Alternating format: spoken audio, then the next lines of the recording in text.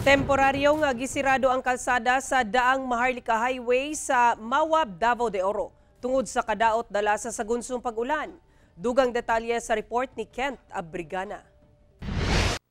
Gipasirado una sa Department of Public Works and Highways Region 11 ang dalan sa Maharlika Highway, partikular na sa kilometer 1439 plus 400 o kilometer 1439 plus 800 sa Sitio Banga, Barangay Sawangan, Mawab, Davao de Oro tungod sa kadaot sa kalsada dala sa grabe nga pagbaha ug landslide.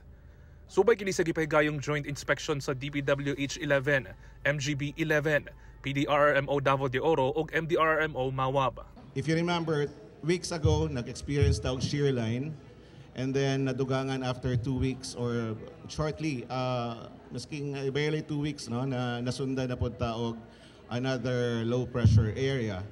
And that aggravated, murabaog ang nahitabo is that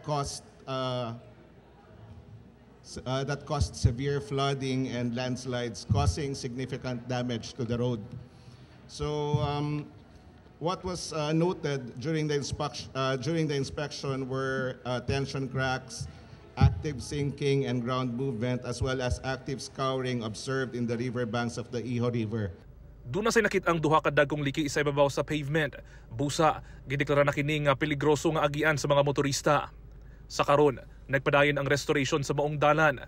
Ginabisuhan ang mga light vehicle, buses o cargoless 10-wheeler truck nga moagi sa dalang Mawab, Sawangan, New Austrias, Lapu-Lapu, Anibongan, Dumlan, Concepcion, Lumatab, Binuangan ug Maco Road. Samtang ang mga trailer truck, ginabisuhan niya moagi sa Sayre Highway sa Bukidnon paingon sa Davao City. Right now, ang initial na ginabuhat nato is to deploy heavy equipment to do earthworks, no? Earthworks dito sa lugar. And then perhaps ang usapod nato primary goal is to conduct a geotechnical investigation or soil exploration, so to find out kung unsa gyud ang appropriate na engineering intervention para ma-open na to balik ang dalan. Sa karon wala pa sila insakto nga timeline kung kanusa human ang maong restoration tungod sa bagong bahad na usab sa daot nga panahon. We will do the best we can to address the situation to restore accessibility between the provinces of Davao del Norte and Davao de Oro.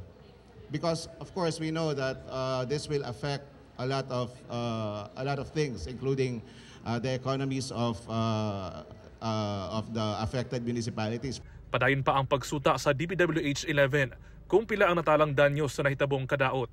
Kauban si Mel Colmenares sa kamera. Ako si Kent Abrigana para sa One Mindanao.